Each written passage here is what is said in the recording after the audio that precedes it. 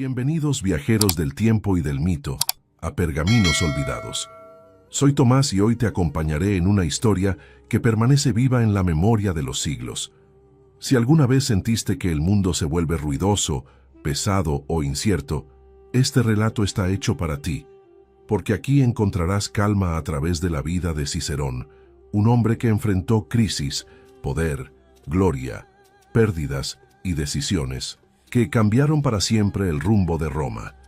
En este documental descubrirás su infancia, su ascenso político, los riesgos que asumió para defender la República, los momentos más tensos de su carrera y el legado filosófico que dejó para las generaciones futuras, todo narrado con serenidad para ayudarte a desconectar del estrés del día.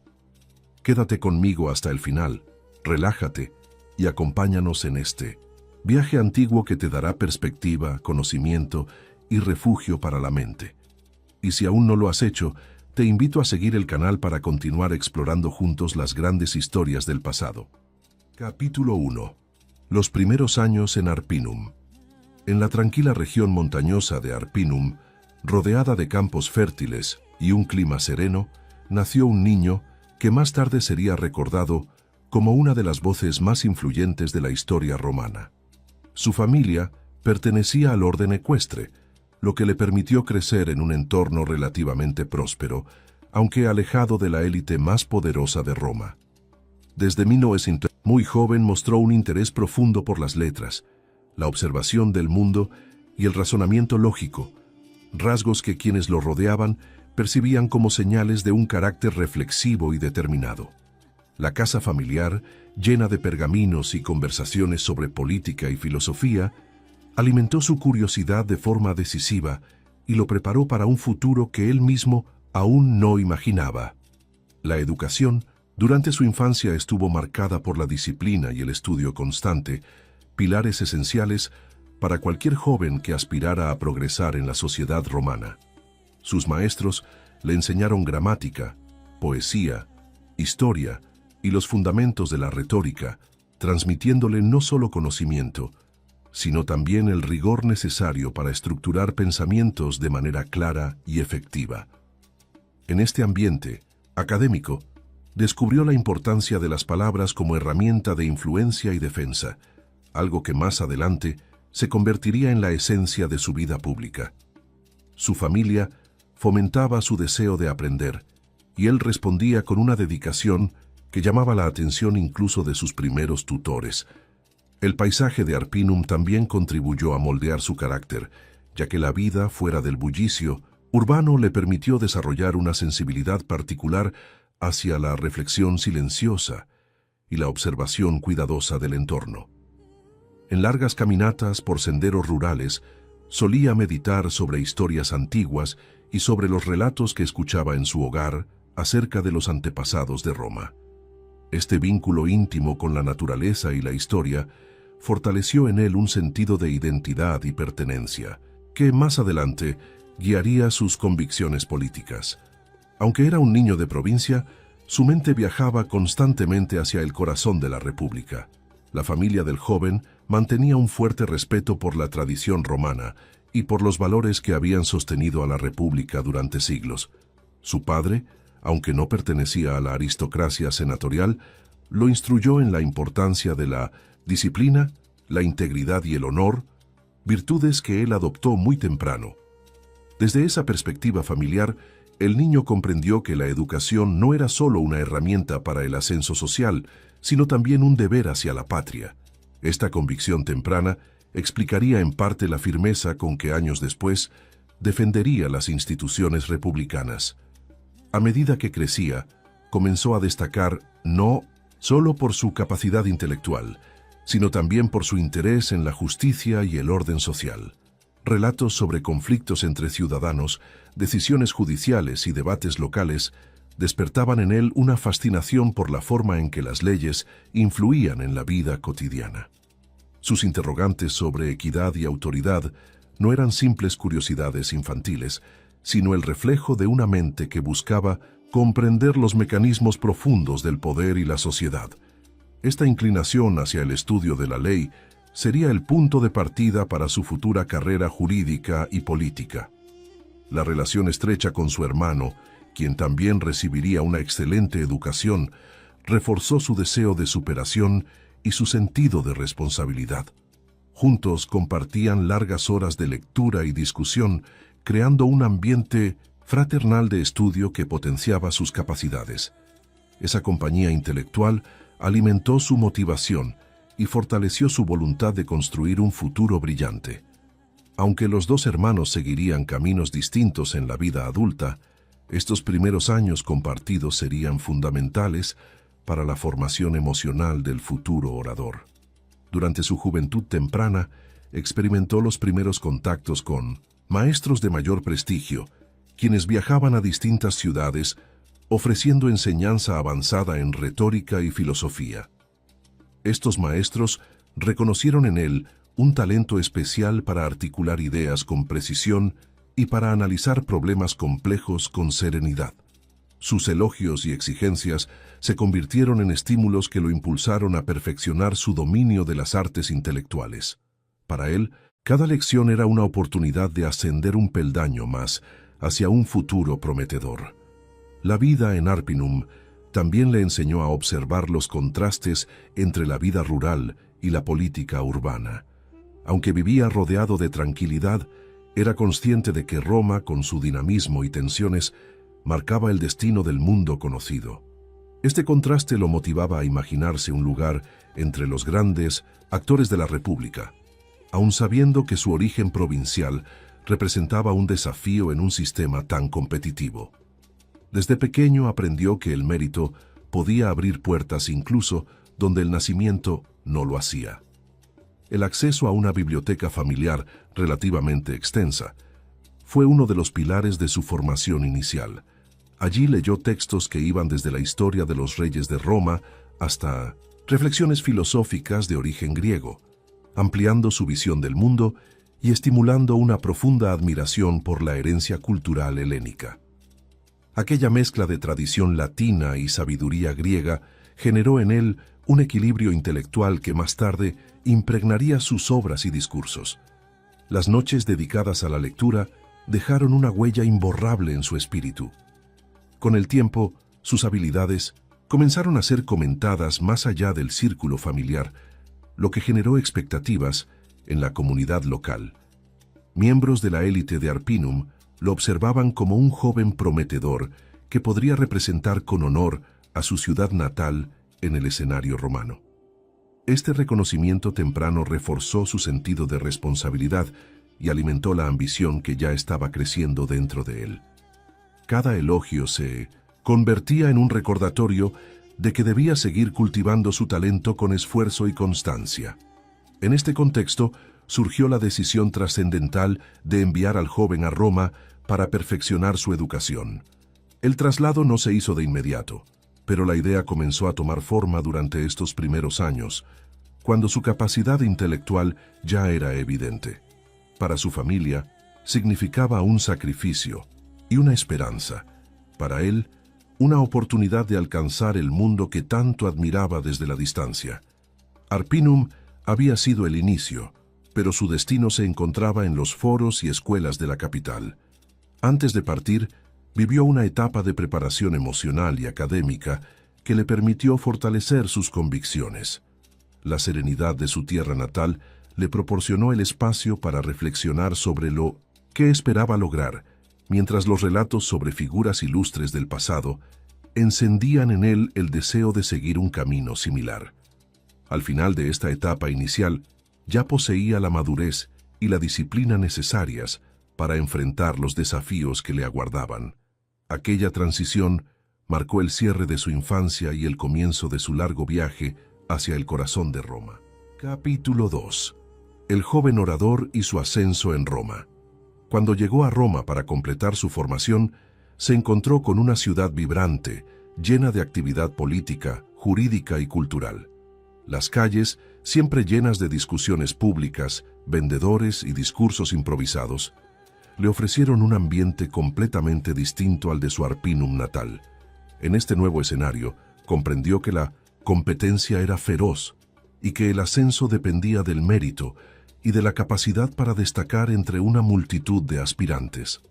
Sus días se dividían entre estudios intensos, asistencia a juicios y la observación cuidadosa del estilo de los mejores abogados de la capital. Cada experiencia reforzaba su deseo de convertirse en un orador capaz de influir en los destinos de la República. En su etapa de aprendizaje en Roma, buscó a los maestros más prestigiosos de retórica y filosofía, consciente de que un buen orador debía dominar tanto la técnica como el pensamiento crítico. Fue alumno de figuras destacadas que le enseñaron a construir argumentos sólidos, a utilizar el ritmo adecuado en los discursos y a manejar la voz con precisión para captar la atención del público. También estudió a fondo a los escritores griegos, cuyas obras consideraba esenciales para desarrollar una visión amplia del mundo.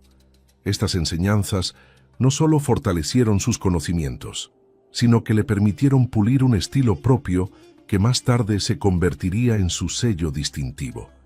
Uno de los primeros hitos de su juventud en Roma fue su participación en debates públicos, donde comenzó a ser notado por figuras influyentes. Aunque todavía era un desconocido, sorprendió a muchos por su capacidad para exponer ideas con claridad, serenidad y firmeza. En esos debates, aprendió a enfrentarse a contradictores experimentados y a mantener la compostura incluso en situaciones tensas.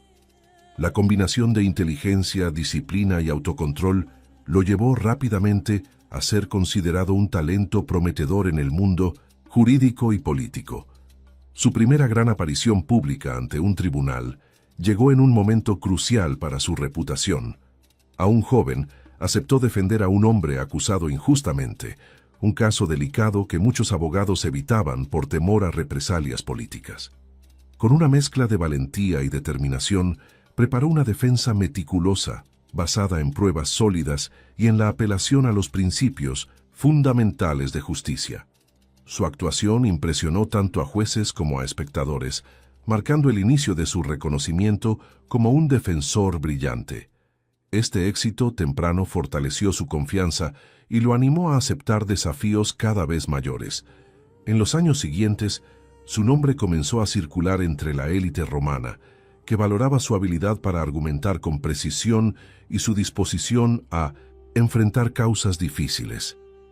Al mismo tiempo, su dedicación al estudio era inagotable. Pasaba noches enteras revisando textos jurídicos, analizando discursos clásicos y perfeccionando sus propios escritos. Esta rutina exigente comenzó a moldearlo como un orador completo, capaz de combinar el conocimiento profundo con una ejecución impecable ante el público. La constancia se convirtió en su mayor aliada en un entorno donde solo los más preparados lograban destacar. En esta época de crecimiento profesional, también forjó amistades valiosas con otros jóvenes talentosos de Roma, quienes más adelante ocuparían cargos importantes en la política. Estos vínculos le permitieron comprender mejor las dinámicas internas del poder y las tensiones que atravesaban las instituciones republicanas. A través de conversaciones y debates con ellos, fortaleció sus convicciones sobre el papel del derecho en la defensa de la estabilidad del Estado. Esta red de relaciones, aunque diversa, le proporcionó perspectivas fundamentales para su futura vida pública. Entre los momentos determinantes de su ascenso, se encuentra su viaje a Grecia y Asia Menor, donde estudió con algunos de los más destacados filósofos y retóricos del mundo helénico. Este viaje, considerado esencial para los jóvenes romanos que aspiraban a una carrera de prestigio, le brindó la oportunidad de sumergirse en las raíces de la retórica clásica. En Atenas, aprendió sobre el equilibrio entre razón y emoción en los discursos, mientras que en Rodas perfeccionó la técnica de la oratoria bajo maestros de renombre. Estas experiencias ampliaron su horizonte intelectual y consolidaron una visión más universal del pensamiento político. A su regreso a Roma, ya no era un aprendiz, sino un orador pulido que poseía una combinación singular de preparación teórica y experiencia práctica. Este regreso marcó la transición definitiva hacia su vida pública, donde comenzó a recibir casos de mayor relevancia y a participar activamente en la defensa de figuras influyentes. Sus intervenciones, cada vez más comentadas, lo colocaron entre los mejores talentos emergentes del foro romano. La claridad con la que manejaba los argumentos y la elegancia de su estilo lo distinguían del resto, generando admiración incluso entre aquellos que no compartían sus ideas. Con el tiempo, empezó a ser llamado para pronunciar discursos en ceremonias públicas y para ofrecer consejos jurídicos a miembros importantes del Senado. Esta cercanía con los círculos de poder le permitió observar de primera mano las tensiones internas que afectaban a la República.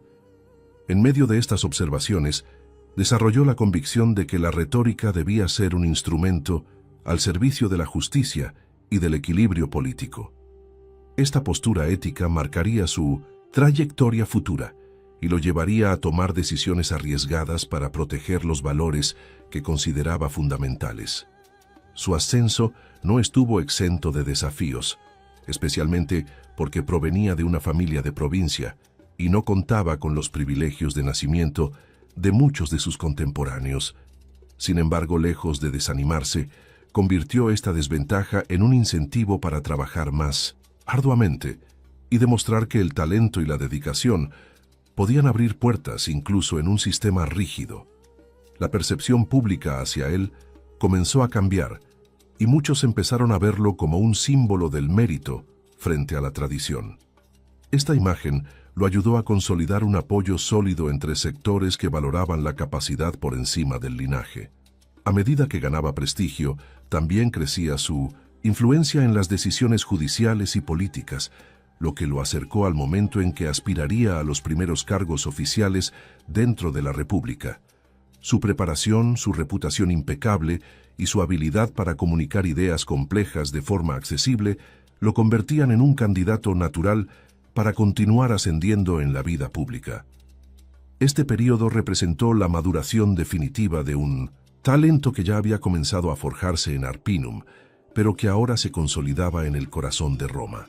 Este capítulo de su vida marcó el inicio de una trayectoria imparable, impulsada por la combinación de conocimiento, ética y determinación.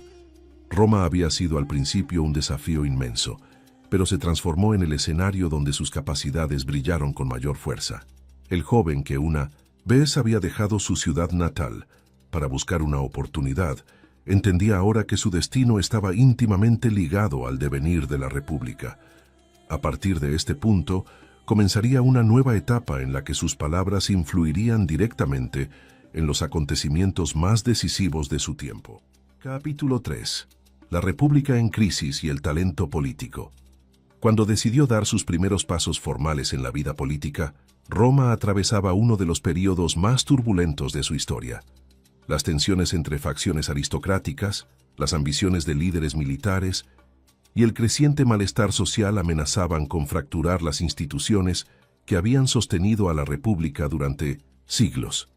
En este escenario convulso, su entrada en el Senado representó tanto una oportunidad como un desafío enorme, pues significaba desenvolverse en un ambiente donde cada palabra, cada gesto y cada alianza podían cambiar destinos. Su habilidad para interpretar la complejidad política y actuar con prudencia comenzó a hacerse evidente desde el principio. Su llegada al Senado estuvo precedida por una serie de cargos menores que le permitieron comprender los engranajes de la administración romana. En estos puestos, observó de cerca la corrupción, la competencia desenfrenada y las luchas de poder que caracterizaban la vida pública. También aprendió que el arte de gobernar no consistía solo en imponer decisiones, sino en negociar, persuadir y construir consensos en medio de intereses contrapuestos. Esta experiencia temprana fue crucial para desarrollar la destreza política que más tarde lo distinguiría de muchos colegas. Roma enfrentaba entonces un problema especialmente alarmante: la creciente influencia de generales que utilizaban sus ejércitos para presionar al Senado y moldear decisiones políticas. Esta militarización del poder preocupaba profundamente al nuevo senador, quien consideraba que la República debía mantenerse bajo la autoridad civil para evitar su colapso. En discusiones internas, defendía con firmeza el equilibrio institucional y la moderación, posicionándose como una voz sensata en medio de la estridencia de discursos más radicales. Su postura, aunque respetada por algunos, lo ponía en tensión con figuras poderosas. La interacción con senadores veteranos le permitió ampliar su conocimiento de las tradiciones republicanas y las leyes no escritas que regulaban la convivencia política. Aprendió que detrás de cada decisión existía una historia de equilibrios frágiles que solo se mantenían gracias al respeto compartido por la ley y las costumbres. Esta perspectiva histórica reforzó su convicción de que la estabilidad dependía del compromiso ético de quienes ejercían el poder. Aunque joven, se convirtió en un defensor apasionado de estos principios, buscando preservar lo que consideraba la esencia misma de Roma. El ambiente político también estaba marcado por figuras que, valiéndose de su popularidad entre el pueblo, desafiaban abiertamente las decisiones del Senado. Estos líderes, conocidos por sus discursos enérgicos y sus propuestas riesgosas, generaban conflictos constantes y obligaban a los senadores a adoptar posiciones cada vez más firmes.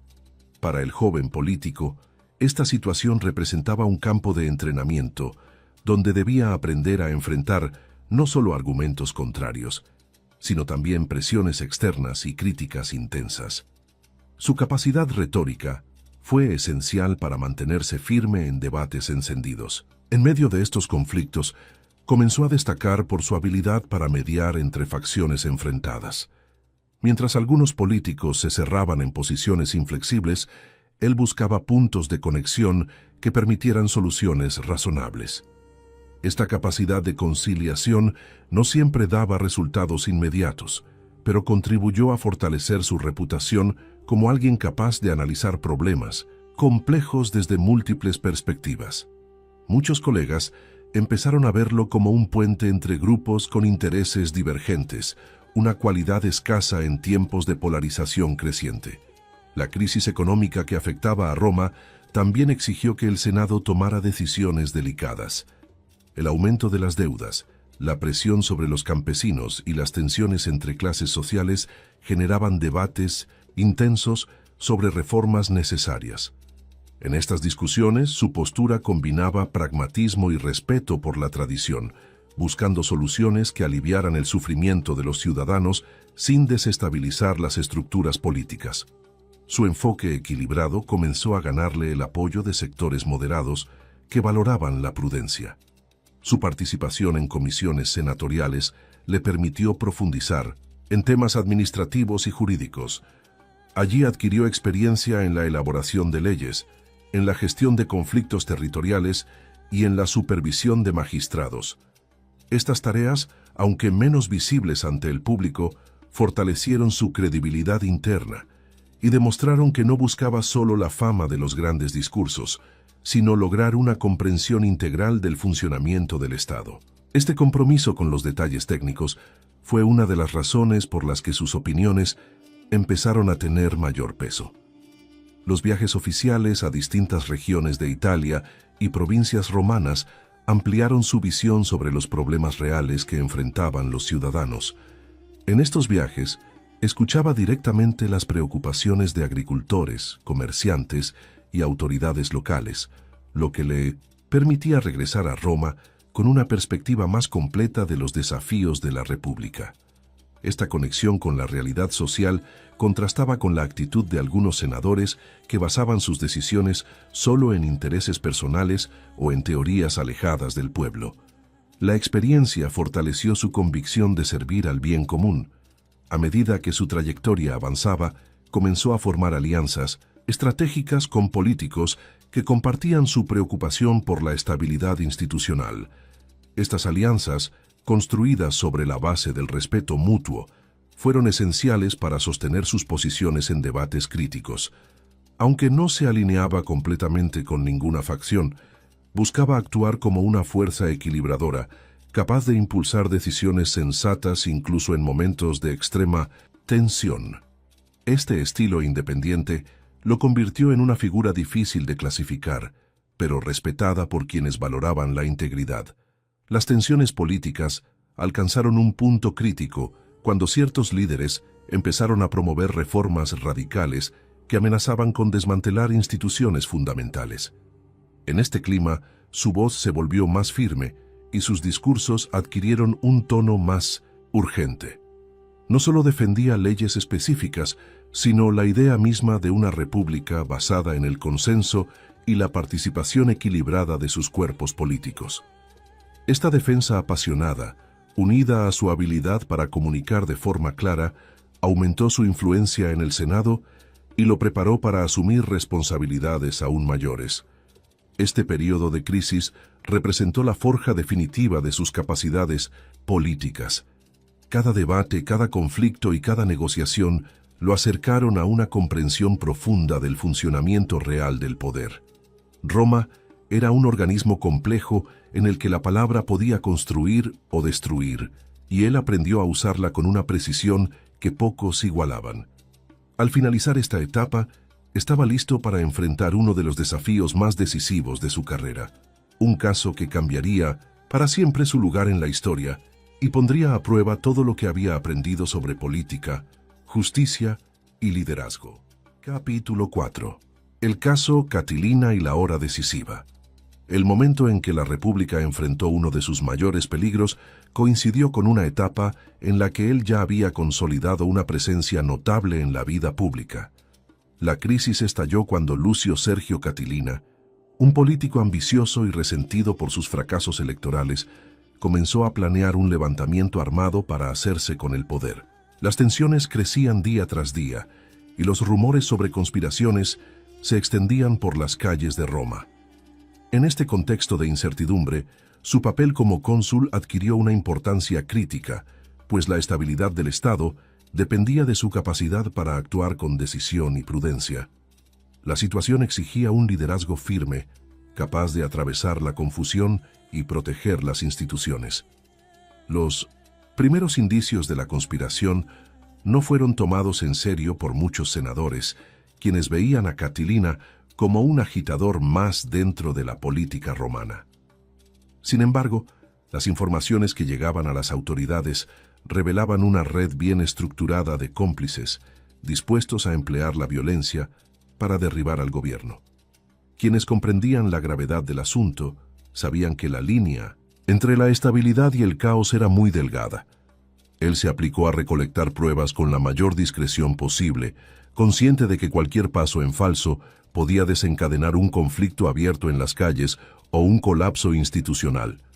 Las investigaciones avanzaron con rapidez gracias a la colaboración de informantes y a la habilidad para analizar los movimientos de los conspiradores. Pronto se descubrió que los planes de Catilina incluían incendiar la ciudad, asesinar a figuras clave del Senado y provocar un levantamiento simultáneo en varias regiones de Italia. Estos avances demostraron que Roma estaba frente a una amenaza real y no ante simples rumores. La tensión se elevó de inmediato y la responsabilidad del cónsul se volvió aún más pesada, pues cualquier retraso en la reacción del Estado podía resultar fatal. La urgencia de actuar se imponía sobre cualquier duda. La presentación formal de las acusaciones ante el Senado representó un momento decisivo. Ante una asamblea expectante, él expuso de manera meticulosa las pruebas que incriminaban a Catilina y reveló los detalles del plan que amenazaba a la ciudad. Su discurso, conocido luego como la Primera Catilinaria, fue una mezcla de denuncia contundente y advertencia solemne sobre los peligros que acechaban a la República. La fuerza de sus palabras hizo que muchos senadores, hasta entonces escépticos, comprendieran finalmente la magnitud del riesgo. El impacto del discurso resonó más allá del Senado y marcó un punto de inflexión en la crisis. La reacción de Catilina fue inmediata. En lugar de defenderse, huyó de Roma y se unió a sus seguidores armados en el norte de Italia, lo que confirmó aún más su culpabilidad. Su salida dejó a la ciudad en un clima de alarma y a los conspiradores restantes expuestos a las acciones del gobierno.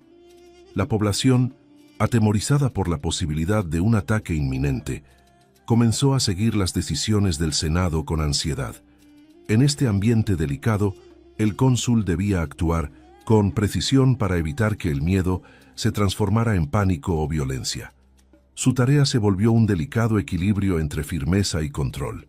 Una de las decisiones más controvertidas de la crisis fue la detención y el enjuiciamiento de varios conspiradores que permanecían en Roma. Las pruebas contra ellos incluían cartas, testimonios y acuerdos firmados que demostraban participación directa en el complot. El debate en el Senado sobre el destino de los acusados se volvió intenso, con posturas encontradas entre quienes pedían clemencia y quienes exigían castigos severos. En medio del debate, él pronunció otro discurso decisivo en el que apelaba a la necesidad de proteger a la República por encima de cualquier consideración individual. Sus palabras tuvieron un peso enorme en la votación. El Senado aprobó medidas extraordinarias, permitiendo la ejecución inmediata de los conspiradores sin un juicio ordinario, algo que la ley contemplaba en momentos de peligro extremo para el Estado. La decisión, aunque muy debatida en la historia posterior, fue en aquel momento vista por muchos como un acto necesario para frenar la amenaza. La responsabilidad moral y política de estas ejecuciones recayó sobre el cónsul, quien asumió su deber convencido de haber actuado en defensa de la seguridad pública. Este episodio marcaría profundamente su vida y su legado, generando tanto admiración como críticas. Mientras tanto, Catilina organizaba a sus fuerzas en el norte, preparando un enfrentamiento militar contra las tropas enviadas por el Senado. La situación exigía coordinación entre las autoridades y los comandantes, quienes debían actuar con rapidez para impedir que el levantamiento ganara territorio o seguidores. En este periodo, el papel del cónsul consistió en garantizar que los recursos del Estado se movilizaran de manera efectiva y que la población se mantuviera informada sin caer en la desesperación. Roma seguía en tensión, pero comenzaba a recuperar la confianza en su capacidad para enfrentar la crisis. La batalla final entre las fuerzas del Senado y los seguidores de Catilina tuvo lugar en la región de Etruria. Catilina, al verse rodeado, decidió luchar hasta el final y murió en combate junto con la mayoría de sus hombres. La derrota del levantamiento confirmó el éxito de las medidas tomadas por el gobierno y puso fin a la amenaza inmediata. La noticia llegó a Roma como un alivio colectivo, permitiendo a los ciudadanos regresar a sus actividades cotidianas. El episodio quedaría grabado como uno de los momentos más críticos y dramáticos de la historia republicana. Tras la resolución del conflicto, muchos reconocieron que su liderazgo había sido fundamental para evitar un colapso político. Su determinación, su claridad estratégica y su uso de la palabra como arma defensora de la República se convirtieron en referentes de actuación pública. Sin embargo, también surgieron opositores que criticaron las medidas excepcionales tomadas durante la crisis, acusándolo de haber actuado con excesiva dureza. Estas críticas, aunque minoritarias en el momento, plantaron semillas de resentimiento que más tarde tendrían consecuencias significativas en su vida política. El fin de la conspiración le otorgó un prestigio enorme, consolidándolo como una de las figuras más influyentes de Roma. La población lo veía como un defensor decidido del orden y de las instituciones, y muchos jóvenes políticos comenzaron a buscar su consejo. Pero este reconocimiento también lo situó en el centro de una rivalidad creciente, pues algunos consideraban que su protagonismo era demasiado grande. La política romana, siempre impredecible, podía transformar rápidamente el honor en peligro, y aunque él había protegido la República en su hora decisiva, las tensiones internas que habían permitido la conspiración aún estaban lejos de resolverse. Este capítulo de su vida quedó marcado como un ejemplo de liderazgo en tiempos de crisis, pero también como el origen de conflictos que moldearían los años siguientes. La habilidad para enfrentarse a un enemigo interno tan peligroso demostró su firmeza, pero la forma en que logró la victoria dejó heridas políticas que más adelante serían aprovechadas por adversarios poderosos. El caso Catilina cerró un ciclo de valentía y responsabilidad, abriendo al mismo tiempo un periodo de desafíos que pondrían a prueba no solo su talento retórico, sino también su resistencia moral y personal. Capítulo 5. exilio, regreso y renovación.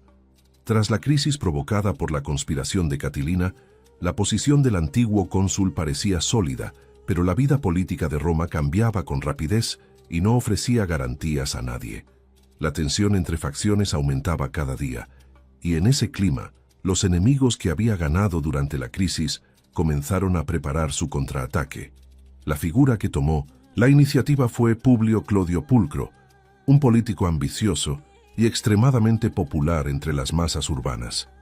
Clodio, resentido por viejas disputas y deseoso de debilitar a quienes representaban el orden tradicional, impulsó una ley que perseguía a cualquier magistrado que hubiera ejecutado ciudadanos sin juicio formal, una referencia directa a las decisiones tomadas durante la conspiración. La situación se volvió crítica para quien había actuado en defensa del Estado. A medida que la ley propuesta por Clodio ganaba apoyo, quedó claro que el Senado no estaba dispuesto a defender con firmeza al antiguo cónsul. Muchos de los que antes lo habían elogiado ahora dudaban o guardaban silencio, temerosos de enfrentarse al creciente poder político de Clodio.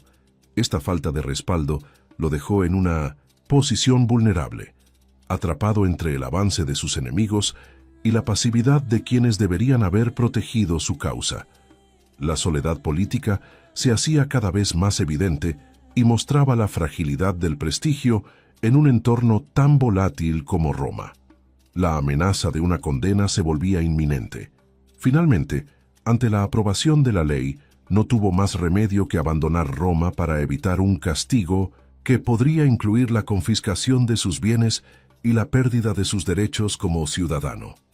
Su salida de la ciudad fue un momento profundamente doloroso, marcado por la sensación de injusticia y por la violencia de las multitudes que celebraban la caída de un hombre que, poco tiempo antes, había sido alabado como protector de la República.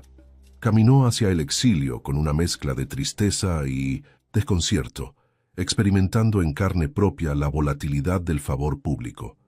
Roma, que había sido el centro de su vida, quedaba atrás envuelta en el ruido de las agitaciones populares. El exilio lo llevó a recorrer distintas regiones de Grecia y Macedonia, lugares donde buscó refugio mientras trataba de comprender cómo había llegado a esa situación.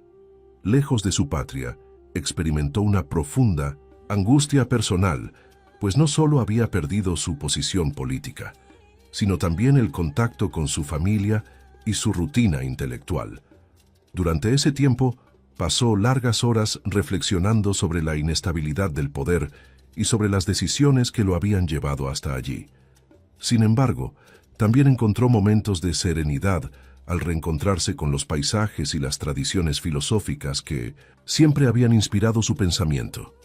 Mientras tanto, en Roma, la situación política continuaba cambiando, y la ley promovida por Clodio comenzó a ser vista por algunos como un exceso que desestabilizaba aún más a la República. Varias figuras influyentes, especialmente dentro del Senado, empezaron a considerar que su ausencia era perjudicial para el equilibrio institucional. Entre los defensores de su regreso, destacó Pompeyo, quien veía en él una pieza clave para contener el avance de facciones extremistas. Las discusiones sobre su retorno se intensificaron y poco a poco fue recuperando apoyos que antes habían desaparecido. La noticia de que sectores importantes del Senado estaban trabajando para anular su condena lo llenó de esperanza, aunque también de prudencia. Sabía que la política romana era impredecible y que cualquier cambio podía desvanecerse si no se consolidaba con rapidez. Aún así, los mensajes de apoyo que llegaban desde Roma le devolvieron parte del ánimo que había perdido en los primeros meses de exilio. Esta renovación emocional le permitió reanudar su estudio de textos filosóficos y su escritura, actividades que siempre habían sido un refugio intelectual y espiritual. Finalmente, después de intensos debates y maniobras políticas, el Senado anuló la ley de Clodio y autorizó su regreso. La noticia se extendió rápidamente por las provincias donde se encontraba y marcó un giro total en su destino. El viaje de vuelta estuvo cargado de emociones, pues representaba la superación de una de las etapas más difíciles de su vida. En cada ciudad que atravesaba, recibía muestras de apoyo de quienes admiraban su integridad y su trayectoria. La sensación de volver a sentirse útil para la República se mezclaba con una gratitud profunda hacia quienes habían defendido su causa. Su entrada en Roma fue un acontecimiento multitudinario. Ciudadanos, senadores y aliados políticos acudieron a recibirlo con honores, celebrando la restauración de su estatus y su dignidad.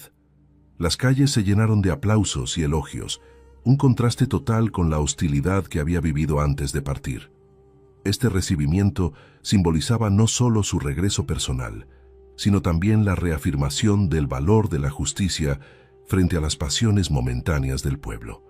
El episodio demostró que la imagen pública podía ser destruida, pero también restaurada cuando existía un reconocimiento sincero del mérito y la virtud. Tras su retorno, comenzó un proceso de reconstrucción de su vida política y personal. Recuperar sus propiedades, reorganizar su hogar y restablecer su red de contactos fueron tareas necesarias para retomar su actividad pública. Aunque el exilio había dejado marcas profundas, también le había proporcionado una perspectiva renovada sobre el poder, la ambición y la fragilidad humana. Se dedicó a escribir reflexiones sobre su experiencia, utilizando la filosofía como una herramienta para dar sentido a los acontecimientos que había vivido. Estas obras posteriores revelan una madurez intelectual influenciada directamente por el sufrimiento del exilio. En esta etapa de renovación, también retomó su participación en el Senado con un enfoque más prudente y analítico. Había aprendido que las decisiones políticas podían tener consecuencias impredecibles y que el equilibrio entre firmeza y moderación era esencial para gobernar. Aunque volvió a intervenir en debates y a pronunciar discursos importantes, lo hizo con una cautela que antes no había tenido, evitando confrontaciones innecesarias. Su objetivo principal era contribuir a la estabilidad de la República desde una posición más reflexiva. El exilio se convirtió, con el paso del tiempo, en una fuente de transformación personal. A pesar de haber sido una experiencia amarga, le permitió crecer como pensador y como estadista. Comprendió la importancia de la resiliencia y del valor de la memoria histórica y se convenció de que la política no debía basarse solo en la lucha por el poder, sino también en el cultivo de la virtud y el servicio público. Esta visión renovada fortaleció su legado intelectual y sirvió como base para los escritos filosóficos que desarrollaría en los años posteriores. Esta etapa de su vida cerró un ciclo doloroso, pero también abrió un camino de reflexión profunda que lo acompañaría hasta el final de sus días. El regreso a Roma no fue simplemente una restauración de su posición política, sino una renovación interior que afianzó su compromiso con la República y con la defensa de sus valores. El hombre que volvió del exilio era distinto del que había partido, más consciente de la fragilidad del poder y más determinado a utilizar su voz para proteger aquello que consideraba esencial para la supervivencia del Estado. Capítulo 6. Entre César, Pompeyo y el juego del poder.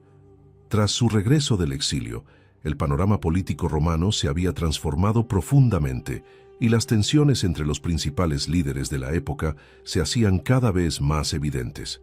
La alianza que había dominado la política, formada por Julio César, Pompeyo y Craso, comenzaba a mostrar fisuras significativas. En este escenario complejo, el orador se vio obligado a redefinir sus alianzas y a actuar con una prudencia extrema para proteger tanto su carrera como su visión de la República. La delicadeza del momento exigía una comprensión profunda del juego político y una capacidad especial para anticipar movimientos adversos, pues cualquier paso en falso podía tener consecuencias irreversibles. Una de las decisiones más difíciles que enfrentó fue su posición frente a César, quien regresaba de la Galia con una enorme popularidad y un ejército leal. Aunque respetaba la inteligencia y el talento político del general, desconfiaba profundamente de su creciente poder, temiendo que representara una amenaza para las instituciones tradicionales. Esta preocupación lo llevó a inclinarse hacia Pompeyo, quien hasta entonces había sido un aliado ocasional, pero cuya influencia seguía siendo grande dentro del Senado. Esta elección no estuvo exenta de riesgos, pues significaba alinearse en un conflicto que aún no era abierto, pero que pronto dividiría a toda Roma. Pompeyo, consciente del prestigio del orador, buscó su apoyo en varias decisiones clave, entre ellas la defensa de la autoridad del Senado frente a las demandas de César. Aunque el orador compartía la preocupación por el equilibrio institucional, trató de mantener una postura moderada, intentando evitar un choque que pudiera llevar a la guerra civil. Sin embargo, las tensiones crecían con rapidez, alimentadas por la rivalidad personal entre César y Pompeyo y por la incapacidad del Senado para encontrar una solución que conciliara sus intereses. La República se encontraba en un punto de quiebre y era evidente que el conflicto era inevitable. Cuando el Senado exigió a César que disolviera su ejército antes de regresar a Roma, él se convirtió en una de las voces que apoyaban esta medida, convencido de que ningún general debía presentarse ante la ciudad al mando de tropas. Esta postura reflejaba su compromiso con las normas republicanas, pero también lo colocó directamente en el lado opuesto de César. La negativa de éste a acatar la orden provocó la ruptura definitiva. El cruce del río Rubicón por parte de César marcó el inicio de la guerra civil, un episodio que transformó por completo el horizonte político y obligó a todos a posicionarse con claridad. Ante el avance de César hacia la capital, Pompeyo decidió abandonar Roma para organizar una resistencia desde el este. El orador, siguiendo su convicción de que el poder militar no debía imponerse sobre las instituciones, se unió a Pompeyo, aunque lo hizo con pesar y consciente de que la guerra significaba el derrumbe de la República tal como la conocía. Este periodo estuvo marcado por largas marchas, discusiones estratégicas y una creciente sensación de incertidumbre. La vida política se había transformado en un escenario de confrontación militar, donde la oratoria y el debate cedían espacio al poder de las armas. La derrota de Pompeyo en la batalla de Farsalia representó un golpe devastador. La noticia de su caída dejó a muchos de sus aliados desorientados y temerosos por su futuro. El orador, al enterarse del desenlace trágico de Pompeyo, comprendió que el equilibrio político había cambiado para siempre y que cualquier resistencia adicional podría resultar inútil. En ese momento decidió regresar a Italia, confiando en que César, conocido por su clemencia hacia ciertos enemigos, le permitiría reintegrarse a la vida pública sin consecuencias graves. El regreso estuvo cargado de confusión y prudencia, pues no sabía cómo sería recibido. Cuando César finalmente lo recibió, lo hizo con cortesía y sin rencores aparentes. Este gesto sorprendió a muchos, pero también reflejó la política calculada del general, quien buscaba consolidar su poder mostrando magnanimidad hacia algunas figuras emblemáticas del Senado. El orador, aunque agradecido por la clemencia, mantuvo una postura reservada y evitó involucrarse profundamente en los nuevos proyectos políticos del vencedor. Comprendía que el poder absoluto que César había acumulado era incompatible con los ideales republicanos que había defendido toda su vida, pero también sabía que la resistencia abierta era imposible. Durante el periodo en que César gobernó con autoridad casi total, el orador se dedicó principalmente a la reflexión filosófica y a la escritura. Se retiró parcialmente de la política activa y enfocó su energía en producir obras que combinaban pensamiento ético, análisis institucional y teoría retórica. Este retiro intelectual fue una forma de protegerse de las tensiones del momento, pero también de mantener viva la tradición de pensamiento republicano que consideraba esencial para el futuro de Roma. Sus escritos de esta época reflejan una mezcla de admiración por la grandeza de la República y tristeza por su deterioro político. La muerte de César, resultado de una conspiración liderada por varios senadores, reabrió el escenario político y devolvió la esperanza de restaurar el sistema republicano. Aunque no había participado en la conspiración, comprendió las motivaciones de quienes la organizaron y analizó el hecho desde una perspectiva crítica, pero comprensiva. Sin embargo, lejos de traer estabilidad, El asesinato de César desencadenó un nuevo ciclo de luchas internas que rápidamente envolvió a los principales actores de Roma. La figura de Marco Antonio emergió entonces como un elemento decisivo en el nuevo reparto del poder. En este contexto, el orador consideró que era su deber regresar a la vida pública para defender nuevamente la República. Vio en Marco Antonio una amenaza comparable a la que había representado César y comenzó a enfrentarlo por medio de discursos que pasaron a la historia como un ejemplo de oratoria política. Esta nueva etapa de confrontación le devolvió un papel central en el Senado, pero también lo colocó en una posición de riesgo, pues se enfrentaba a un hombre con ambiciones claras y recursos militares importantes. Aún así, decidió actuar guiado por su convicción profunda de que la República debía ser salvada. El juego político entre las facciones que emergieron tras la muerte de César exigía un equilibrio delicado. Los líderes jóvenes, entre ellos Octavio, también empezaban a mover sus piezas y a mostrarse como figuras determinantes en el futuro de Roma. El orador, con su experiencia y su fama, actuó como consejero y como mediador en este escenario lleno de incertidumbres. Creía que aún era posible restaurar el orden político y encontró en la figura de Octavio cierta esperanza, aunque sabía que esa alianza sería compleja. La República, herida y fragmentada, se encontraba en un punto decisivo. Esta etapa, marcada por lealtades cambiantes, decisiones difíciles y riesgos constantes, representó uno de los momentos más intensos de su vida política. Su papel entre César y Pompeyo primero, y luego entre Antonio y Octavio, mostró su compromiso inquebrantable con los valores republicanos y su capacidad para actuar en medio de la tormenta. Aunque la República estaba debilitada, él no dejó de luchar por ella, convencido de que su deber era mantener viva la memoria de sus instituciones. Este periodo dejaría una huella profunda en su pensamiento y en su legado, preparando el terreno para los últimos esfuerzos políticos que marcarían el final de su trayectoria. Capítulo 7. La República herida y los últimos esfuerzos políticos. Después de la muerte de César, Roma entró en un periodo de incertidumbre extrema en el que ninguna facción parecía capaz de imponerse con autoridad moral o política. Las calles de la ciudad estaban cargadas de tensiones y la población observaba con inquietud los movimientos de los nuevos protagonistas del poder. En medio de ese escenario frágil, él sintió que su responsabilidad histórica era volver a actuar, no desde la fuerza militar ni desde la ambición personal, sino desde la palabra, que era su herramienta más antigua. La República estaba herida, pero él se negaba a aceptarla como perdida, decidido a mantener vivo aquello que la definía desde hacía siglos. Marco Antonio emergió como una figura dominante tras el asesinato de César, actuando como su heredero político más inmediato. Su estilo de liderazgo, enérgico y desafiante, despertó preocupación entre quienes temían que utilizara su influencia para perpetuar un poder personal difícil de controlar.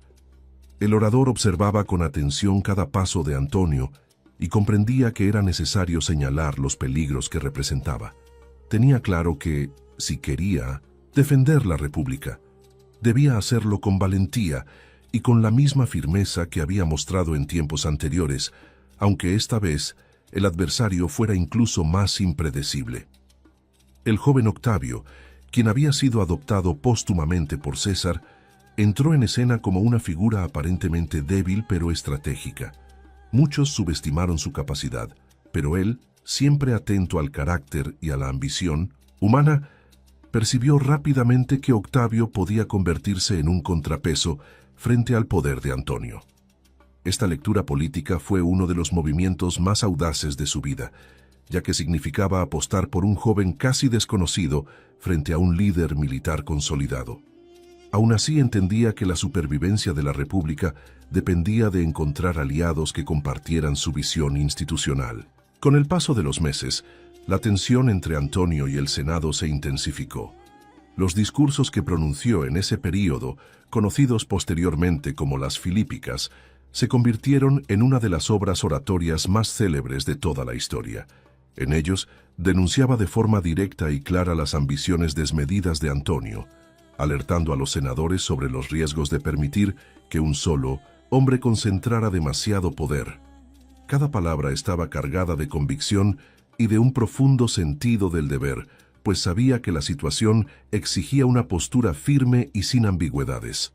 A pesar de la brillantez de sus discursos, la realidad política era más complicada que en otras épocas. El Senado estaba dividido, algunos atraídos por la fuerza de Antonio y otros buscando acuerdos que evitaran un nuevo conflicto armado. Él, sin embargo, no estaba dispuesto a ceder ante lo que consideraba una amenaza directa para la libertad romana. Dedicaría cada día a escribir, hablar y convencer, utilizando su influencia para impulsar decisiones que fortalecieran la autoridad del Senado. Sabía que el tiempo corría en contra de la República y actuaba con la urgencia que la situación demandaba. Durante este periodo, la relación entre él y Octavio se volvió crucial. Vio en el joven heredero un instrumento legítimo para enfrentar a Antonio y trató de guiarlo en el complejo terreno de la política romana. Lo alentó a presentarse como defensor del Senado y de las tradiciones republicanas, convencido de que esta imagen podía equilibrar la balanza del poder. Sin embargo, también era consciente de que Octavio poseía una ambición natural que podía crecer con rapidez. Aún así, consideró que la amenaza inmediata de Antonio era mayor y que debía actuar con pragmatismo para salvar lo que quedaba del sistema político. El conflicto entre Antonio y las fuerzas del Senado no tardó en transformarse en enfrentamientos militares. Mientras los ejércitos se preparaban para la guerra, él continuaba trabajando incansablemente desde Roma, promoviendo decisiones que fortalecieran la causa senatorial.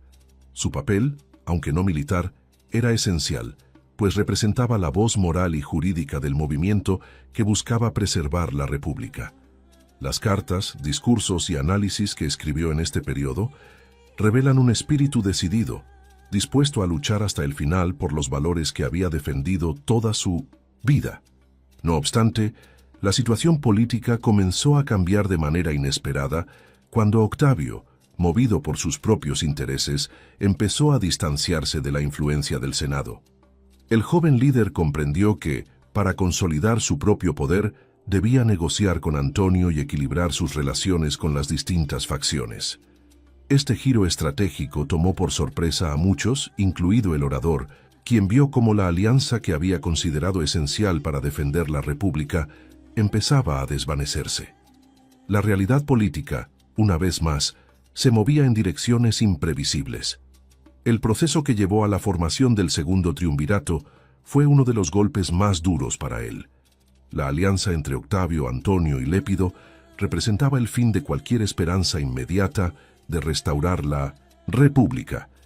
Los tres hombres se repartieron el control del Estado y acordaron eliminar a quienes consideraban enemigos políticos, instaurando un periodo de violencia institucional que recordaba los peores momentos de la historia romana.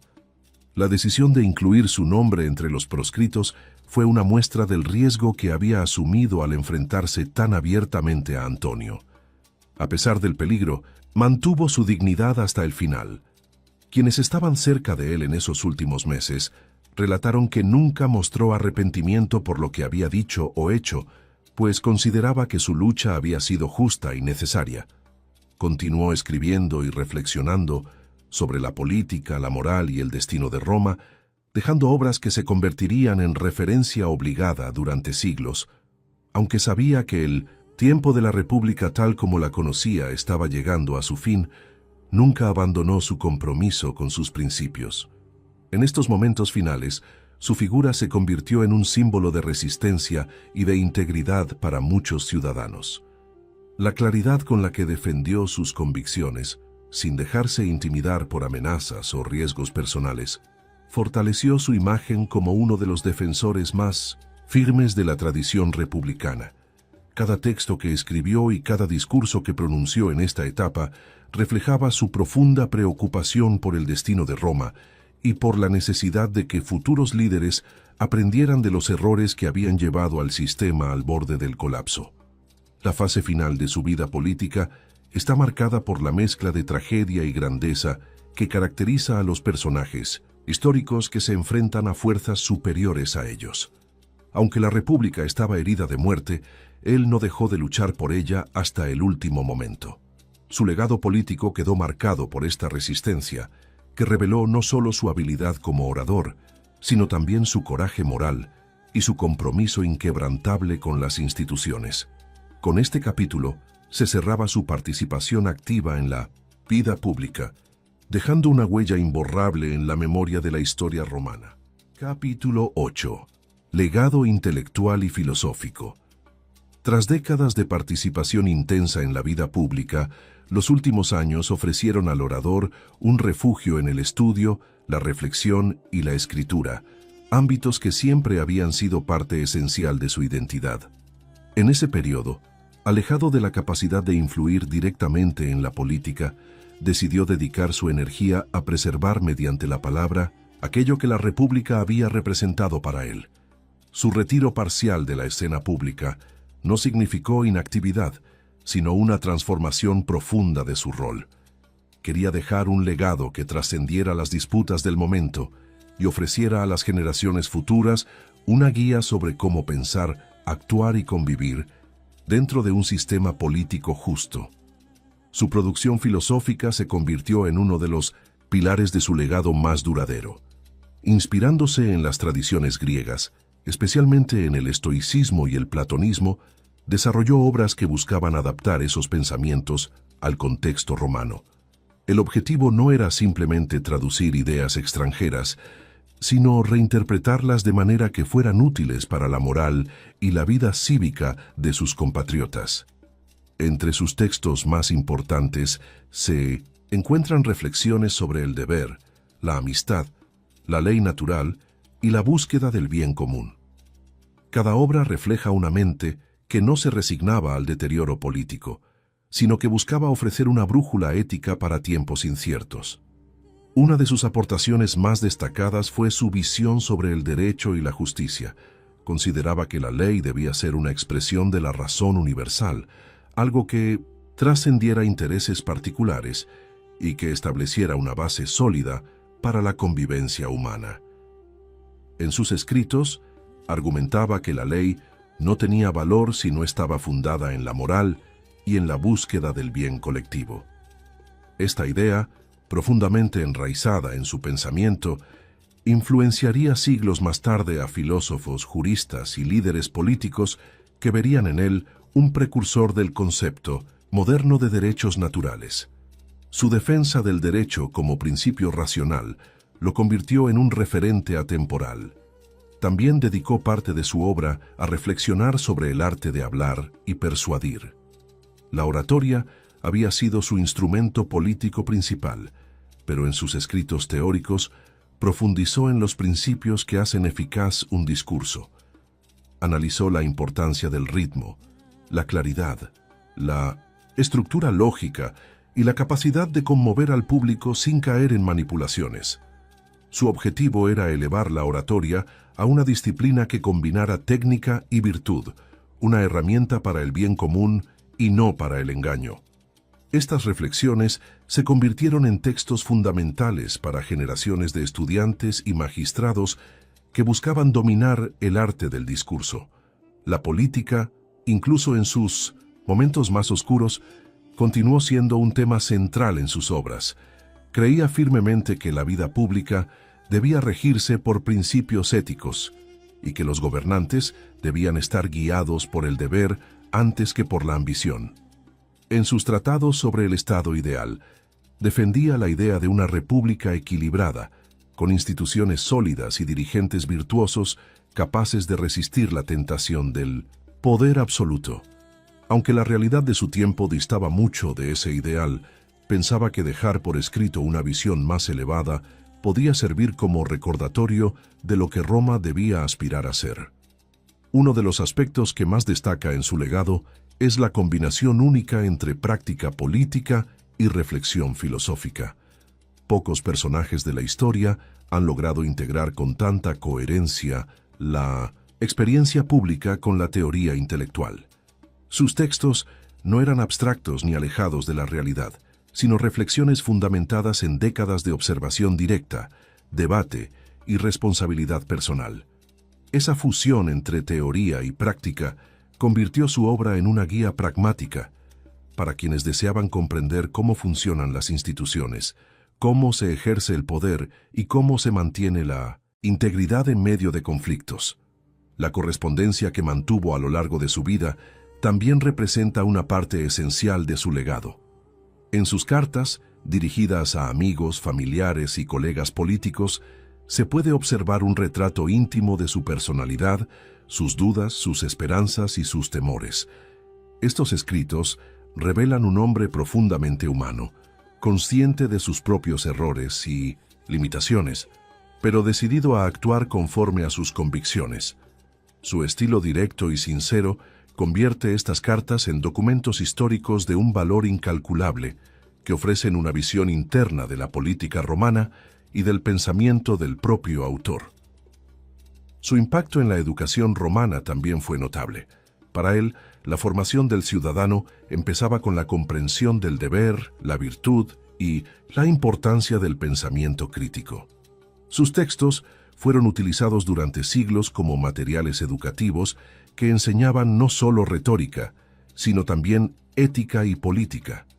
En muchas escuelas del mundo romano, los jóvenes aprendían a argumentar, a escribir y a reflexionar mediante el estudio de sus discursos y ensayos.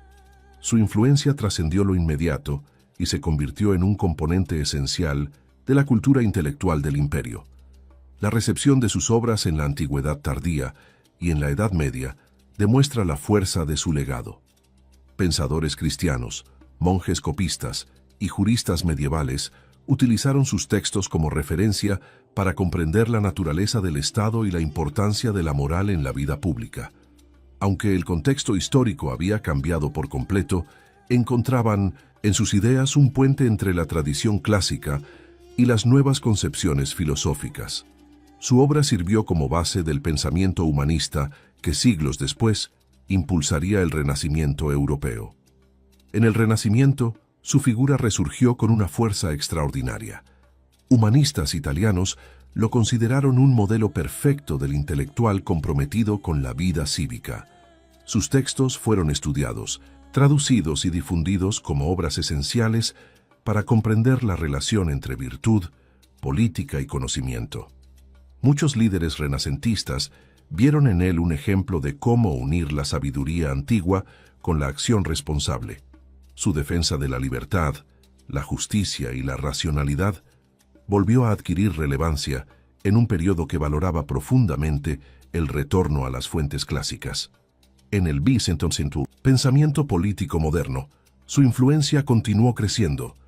Filósofos como Montesquieu, Locke y Rousseau encontraron en sus escritos conceptos clave para la elaboración de teorías sobre la división de poderes, la ley natural y el papel del ciudadano en el Estado.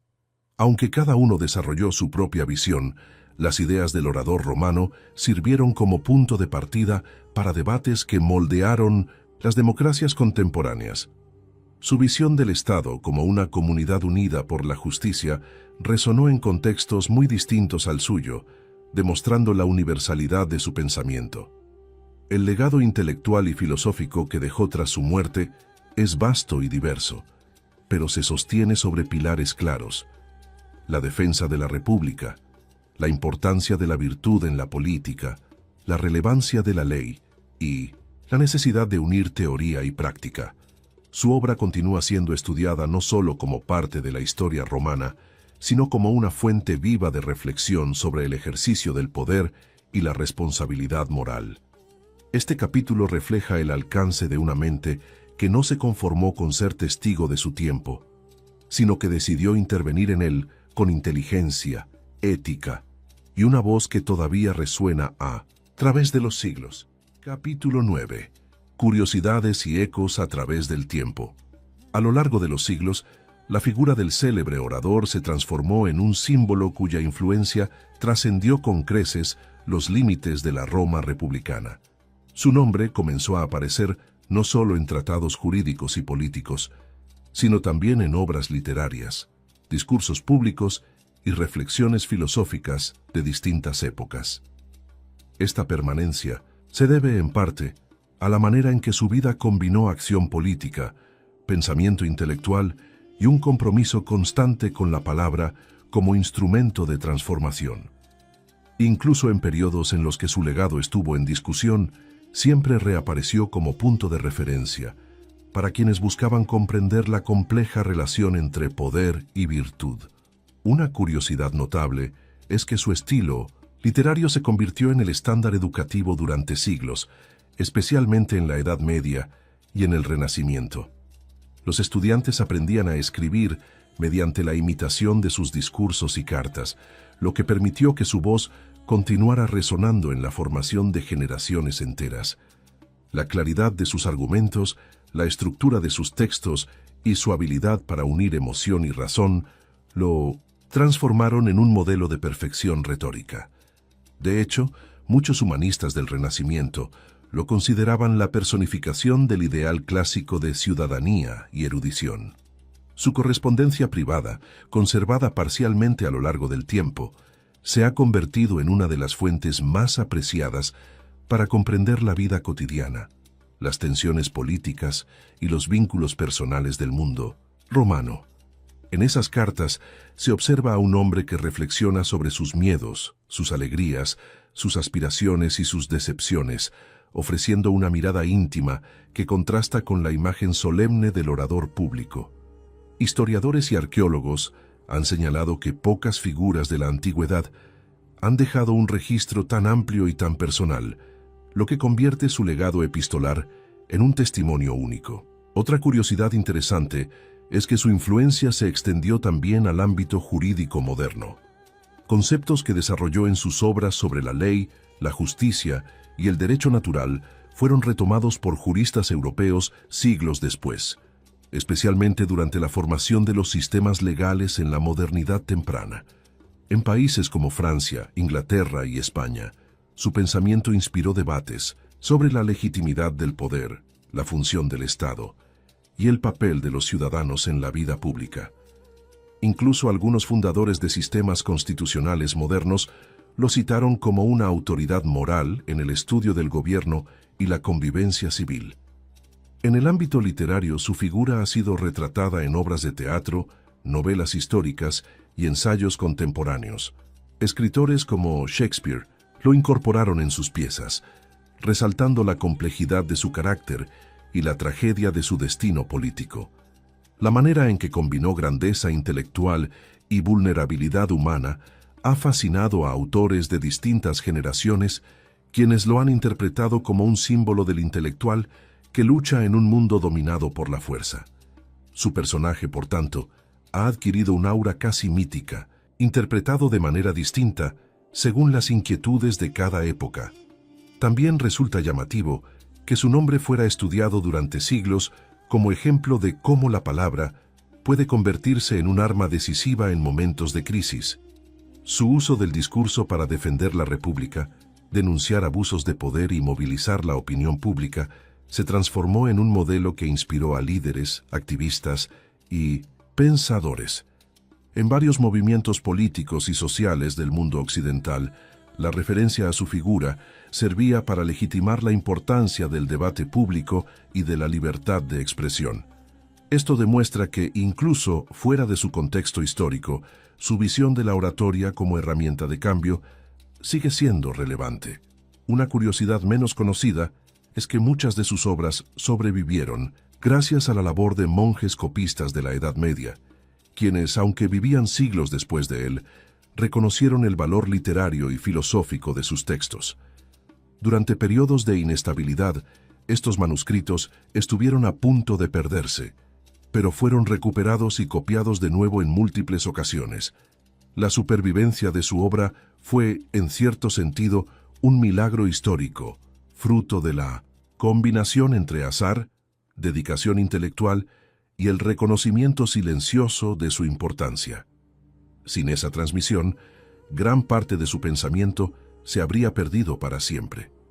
En el campo de la filosofía política, su influencia reaparece constantemente en debates sobre la relación entre la ética y el poder. Su insistencia en que el gobierno debía basarse en la justicia, la moderación y la virtud personal sigue siendo una referencia utilizada en discusiones académicas actuales. Muchos estudiosos consideran que su visión de la comunidad política como un acuerdo moral y racional anticipó elementos de teorías posteriores sobre la ciudadanía y el contrato social. A pesar de convivir con figuras tan imponentes como César o Pompeyo, su legado teórico ha resultado igual o incluso más perdurable. Es interesante observar que su legado no fue inmediato después de su muerte. Durante algunos periodos, su figura quedó eclipsada por la grandeza militar de César o por el ascenso del imperio. Sin embargo, con el paso del tiempo, su nombre volvió a emerger, especialmente entre aquellos que buscaban comprender las causas del declive republicano. A partir del Renacimiento, su prestigio creció de forma imparable, y muchos historiadores comenzaron a considerarlo no solo un protagonista, sino también un testigo privilegiado de uno de los momentos más trascendentales de la historia de Roma. Su resurgimiento intelectual demuestra la capacidad de la historia para reconsiderar a sus personajes. En la actualidad, su influencia es evidente tanto en estudios académicos como en divulgación histórica. Su vida se presenta en documentales, libros y conferencias como un ejemplo de cómo la integridad política puede enfrentarse a fuerzas abrumadoras. Muchos analistas lo consideran una figura que sintetiza la lucha entre la ambición humana y los ideales de justicia. Sus obras se estudian en universidades de todo el mundo, y su nombre continúa despertando interés entre quienes buscan comprender los orígenes del pensamiento político occidental. Su figura sigue viva, no solo como personaje histórico, sino como referente intelectual. La combinación de su mente filosófica, su habilidad oratoria y su defensa de las instituciones republicanas explica por qué su eco se mantiene tan presente. Pocos personajes han logrado influir tanto en áreas tan diversas como la política, la retórica, el derecho y la filosofía moral. Su historia, llena de triunfos, desafíos y contradicciones, representa una ventana invaluable hacia la complejidad humana y hacia la fragilidad de los sistemas políticos. Por ello, estudiar su vida no es solo mirar al pasado, sino reflexionar sobre la importancia del equilibrio entre poder, virtud y palabra. Este capítulo final cierra un recorrido por su vida desde una perspectiva profunda y serena, mostrando no solo los grandes acontecimientos, sino también la huella cultural que dejó en el mundo. El eco de su pensamiento sigue viajando a través de los siglos, recordándonos que las voces que defienden la justicia y la razón nunca desaparecen por completo. Su legado continúa siendo inspiración para quienes buscan comprender el presente desde la sabiduría del pasado, y para quienes reconocen que la historia, en su esencia, es un diálogo permanente entre aquello que fuimos y aquello que aspiramos a ser, que aspiramos a ser, que aspiramos a ser, que aspiramos a ser, que aspiramos a ser, que aspiramos a ser.